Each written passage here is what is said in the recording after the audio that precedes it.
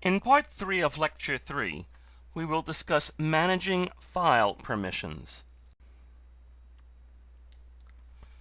When you're working with Unix or Linux, one of the most important commands, if you're interested in the security of your files, is called chmod, as in change mode, and the mode they're talking about is permission mode. There are a couple of different ways in which you can use it, and you see three illustrations of that right here. Chmod space -x junk. The dash in this case is interpreted as a minus sign. You are taking away everyone's execute permission, including your own. Chmod plus R junk gives everyone read permission, whether they had it before or not.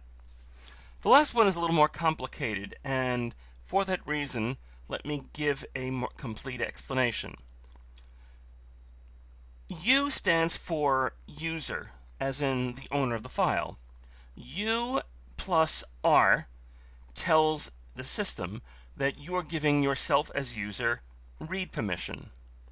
You are giving group, of which you're a member, and others.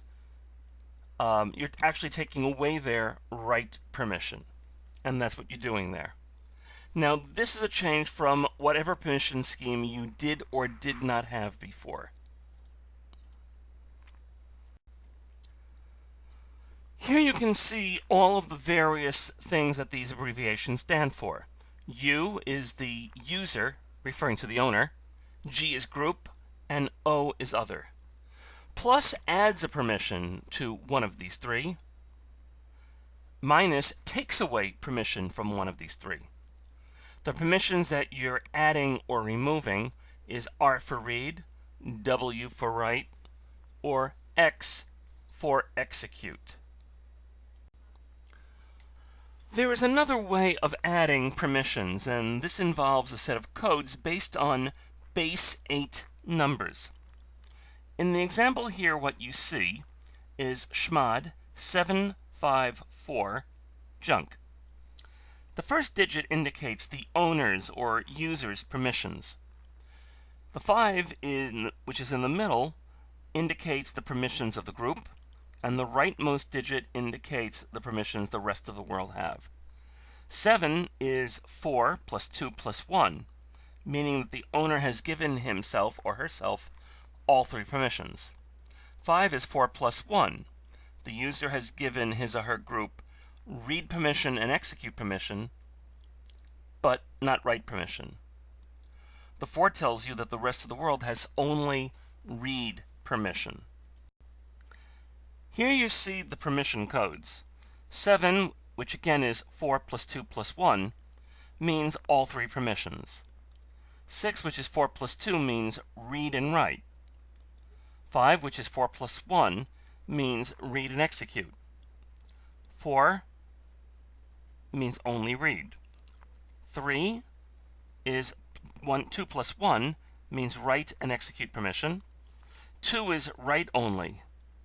1 is execute only, and 0 means this particular individual or collection of individuals has no permissions for this particular thing. Chmod 725 means that the owner or user has read, write, and execute permission. The 2 in the middle means that the group only has write permission. The 5 at the end means that the rest of the world has read and execute permission. 640, 6 means the user can read or write. 4 means the group can only read. And 0 means the rest of the world can't do anything with it. 632 means the user can read or write. The user's group can write or execute, and the rest of the world can simply write. Obviously, this is not one that makes a lot of sense. 751 means the user can read, write, or execute. It means the group can read or execute, and the rest of the world can only execute.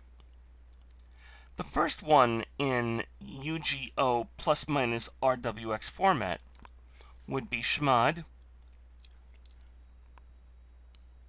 UO plus R